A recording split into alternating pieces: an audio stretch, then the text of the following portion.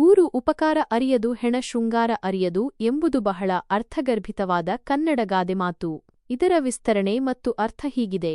ವಿಸ್ತರಣೆ: ಈ ಗಾದೆಮಾತು ಎರಡು ಪ್ರಮುಖ ವಿಷಯಗಳನ್ನು ಹೋಲಿಸಿ ಹೇಳುತ್ತದೆ.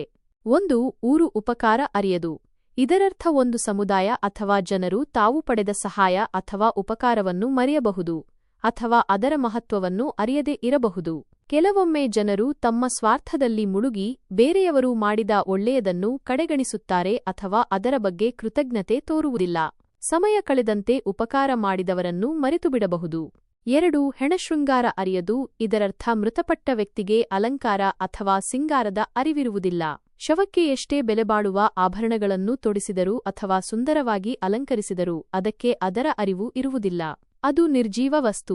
ಈ ಎರಡು ವಿಷಯಗಳನ್ನು ಹೋಲಿಸಿ ಗಾದೆಮಾತು ಒಂದು ಪ್ರಮುಖವಾದ ಸತ್ಯವನ್ನು ತಿಳಿಸುತ್ತದೆ.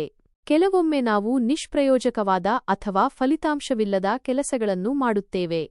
ಯಾರು ಅದರ ಮಹತ್ವವನ್ನು ಅರಿಯುವುದಿಲ್ಲವೋ ಅವರಿಗೆ ಸಹಾಯ ಮಾಡುವುದು ಅಥವಾ ಒಳ್ಳೆಯದು ಮಾಡುವುದು ವ್ಯರ್ಥವಾಗಬಹುದು. ಕೃತಜ್ಞತೆ ಇಲ್ಲದವರನ್ನು ಮೆಚ್ಚಿಸಲು ಪ್ರಯತ್ನಿಸುವುದು ಅಥವಾ ಅವರಿಗೆ ಸಹಾಯ ಮಾಡುವುದು ಹೆಣಕ್ಕೆ ಶೃಂಗಾರ ಮಾಡಿದಂತೆ ನಿಷ್ಪ್ರಯೋಜಕ.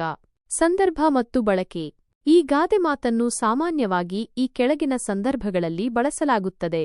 ಯಾರಾದರೂ ಉಪಕಾರ ಮಾಡಿದರೂ ಕೃತಜ್ಞತೆ ತೋರದಿದ್ದಾಗ, ಜನರು ತಾವು ಪಡೆದ ಸಹಾಯವನ್ನು ಮರೆತಾಗ, ಯಾವುದೇ ಪ್ರಯೋಜನವಿಲ್ಲದ ಅಥವಾ ಫಲಿತಾಂಶವಿಲ್ಲದ ಕೆಲಸಗಳನ್ನು ಮಾಡಿದಾಗ, ಅರ್ಹತೆ ಇಲ್ಲದವರಿಗೆ ಸಹಾಯ ಮಾಡಿದಾಗ ಅದರ ಮೌಲ್ಯವನ್ನು ಅವರು ಅರಿಯುವುದಿಲ್ಲ ಎಂದು ಹೇಳಲು.